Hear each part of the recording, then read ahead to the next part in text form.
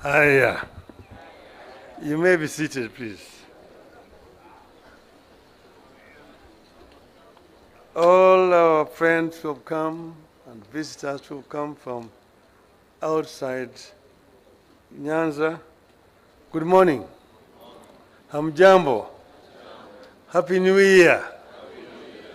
Thank you very much. I'm so delighted to have opportunity to talk to you people in the new year. Bringing to you greetings from outside Kenya, from some of the friends of Kenya whom I've been meeting these last few days.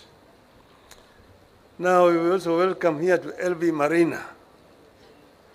But now we're LV Marina, but this ground where we are here is also known as Kusumu molasses plant.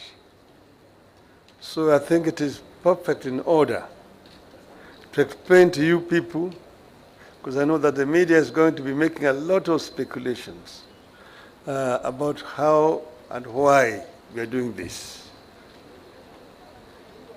This plant, which is next door here, was put up here at the time of the oil crisis of 1972-73.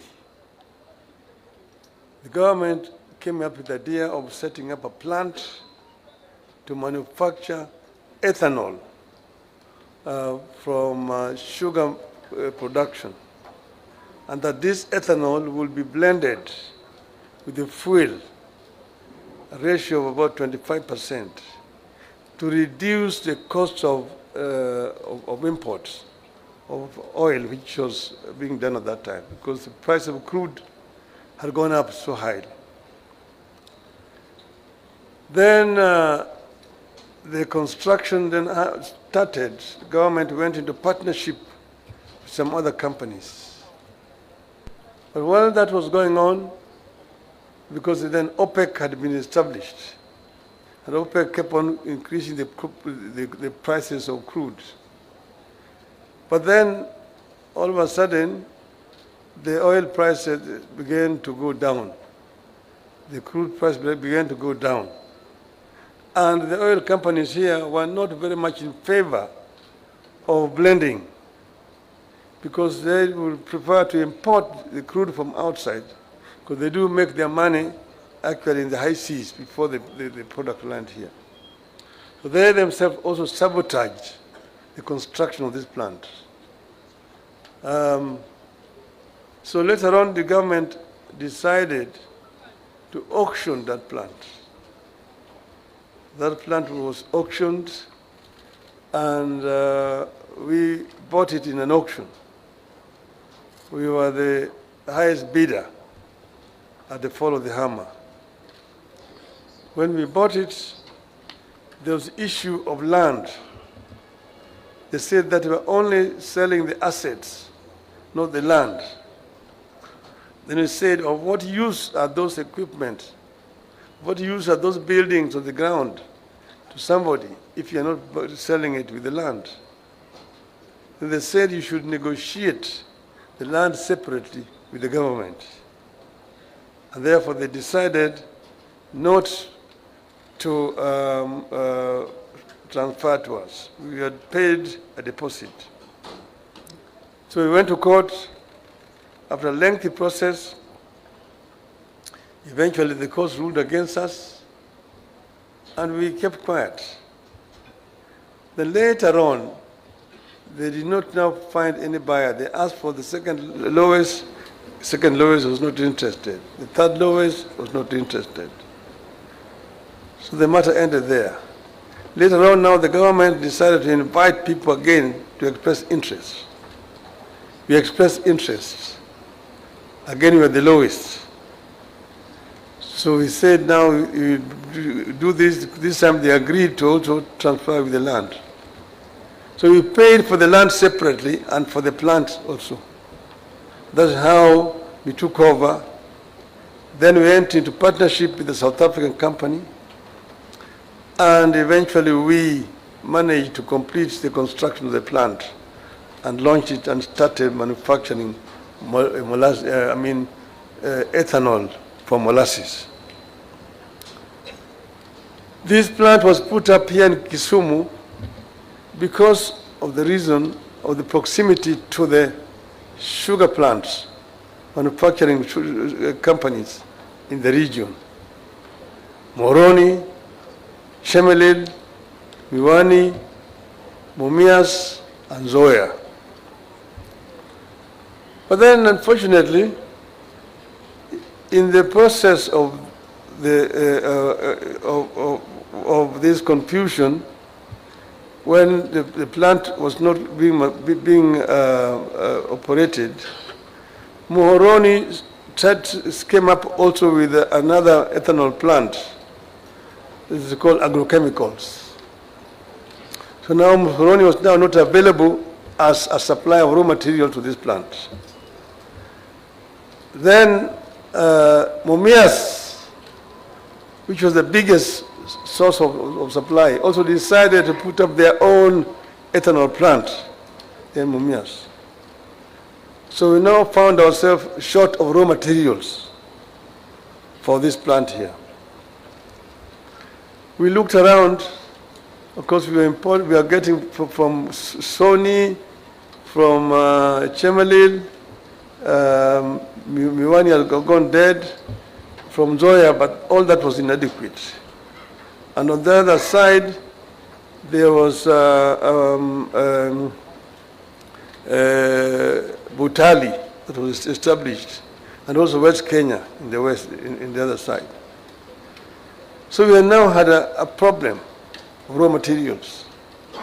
Sometimes we used to bring molasses from Kagera in Tanzania. That was too far, logistically very difficult. Then we were also bringing molasses from Uganda, from Kakira. That became our only source. We were importing from Kakira. Then Kakira also set up their own ethanol plant. So therefore, we ran out of raw materials. So this plant here was closed because of lack of raw materials to produce ethanol. And then now we started to think out of the box. So we started to think out of the box, and that's how we came up with this idea of this project. But we also said that plant is there. As you know, the town has now expanded this side. So a manufacturing plant, a chemical manufacturing plant within the town here is no longer quite tenable. So this decision has been made that we relocate that plant. And in the process of the government now reorganizing the sugar industry, we will transfer that plant to one of the sugar mills, either Chemelil or Zoya, so that that plant can also continue to manufacture, or Riala Swamp. That's the reason why we decided that this project here is the most ideal for this region.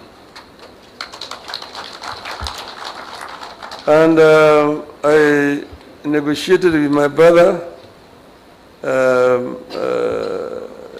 Shabal, and we agreed that we should go ahead with this project. It is a project whose time has come around this area. And we are talking about housing. Hinga has already told you how we talked about this affordable housing issue. I was Minister for Roads, Public Works and Housing. I am the one who first went and introduced amendment to the Housing Act, which had been there from 1966, to the time I was made a minister, to come up with a housing policy that was responsive to the needs of the country at that time. Now, this issue of rural-urban migration is a permanent phenomenon. But this matter was never addressed properly by successive regimes from independence. You remember people after independence started to migrate from the rural areas into towns. The government of the day at that time decided to stop people from coming.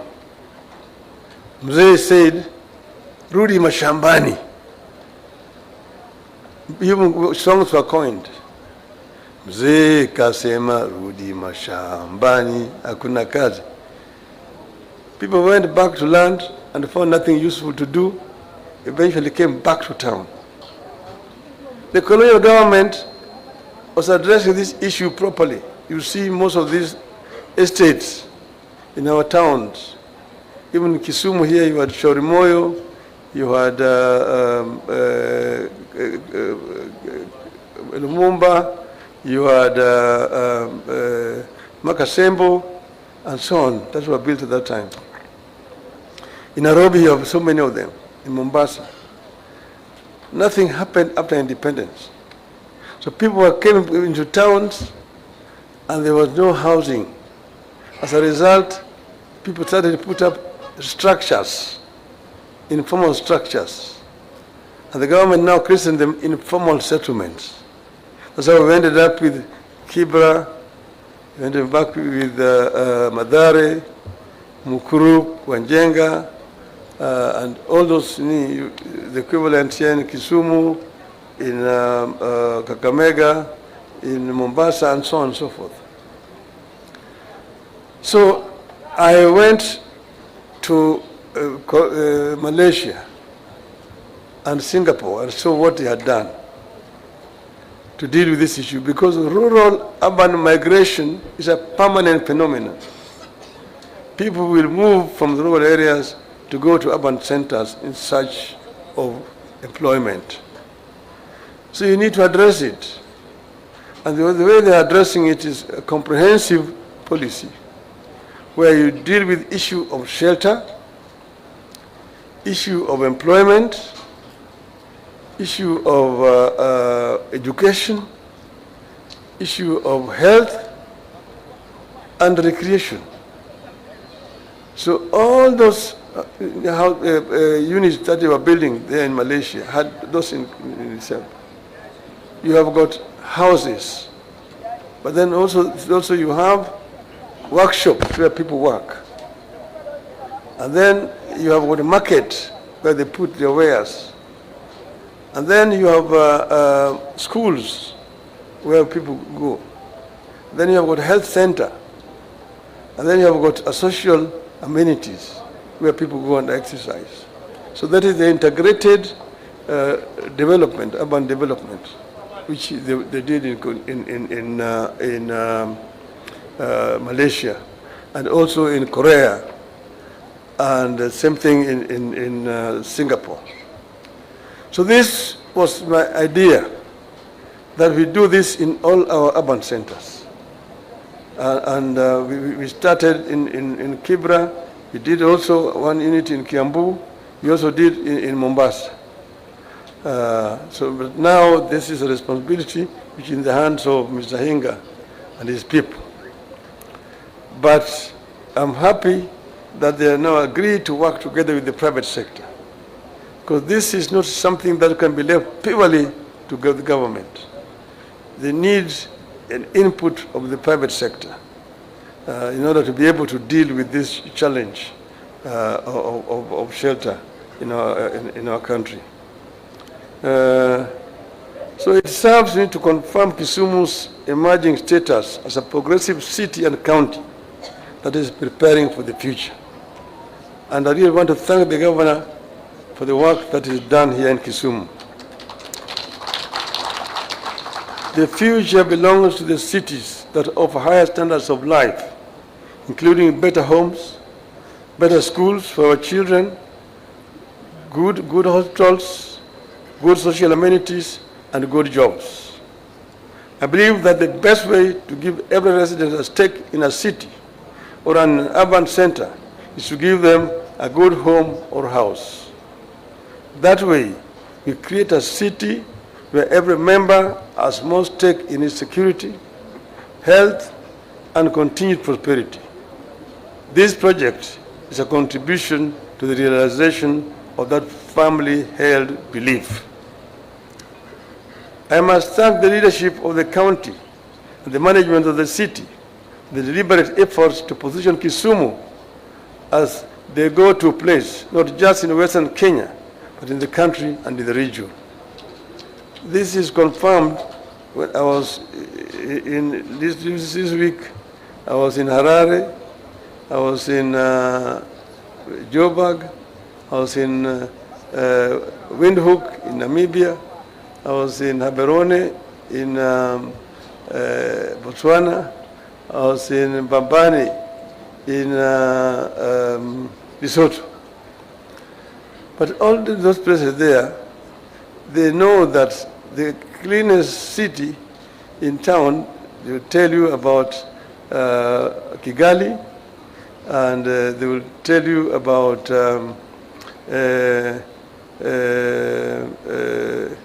there's a city in Benin, Cotonou, and then they tell you about Kusumu.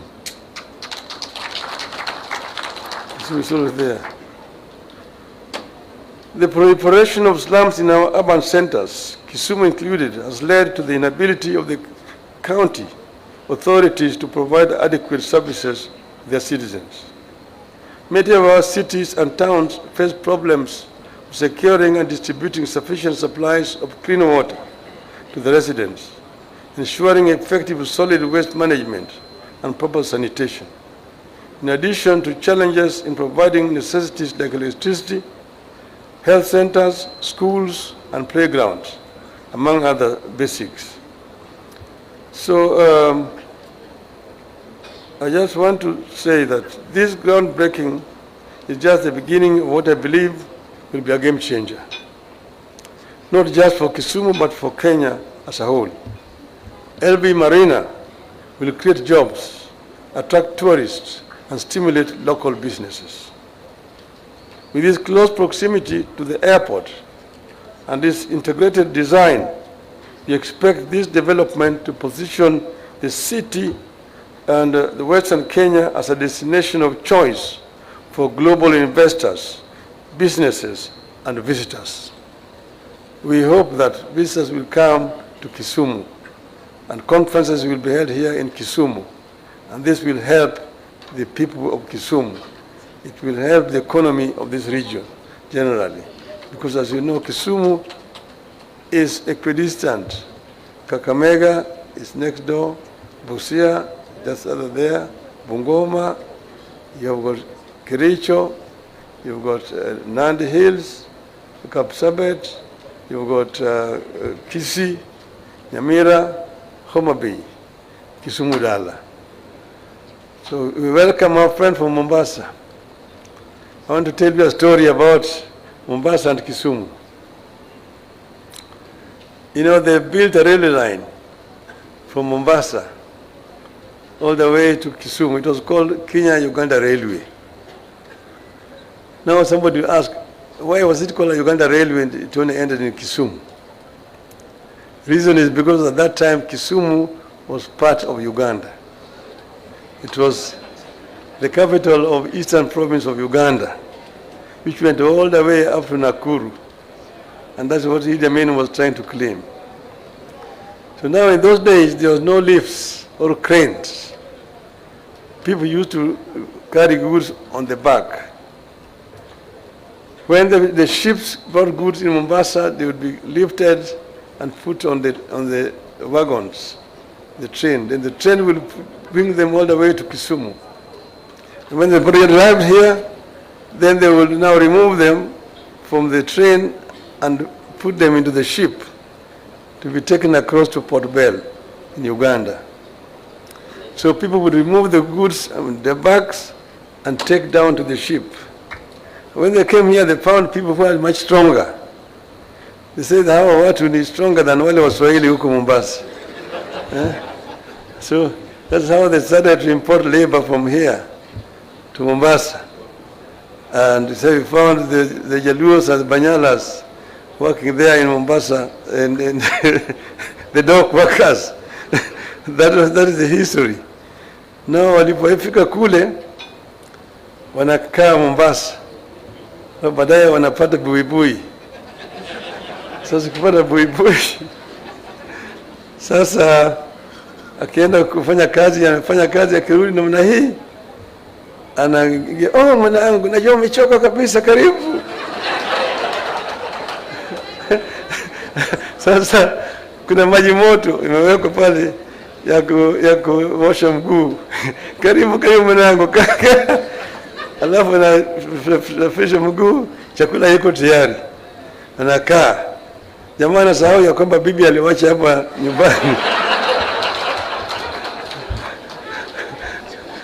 Bibi aliwacha nyumbani, anatawaliwa na ndugu yake hapa.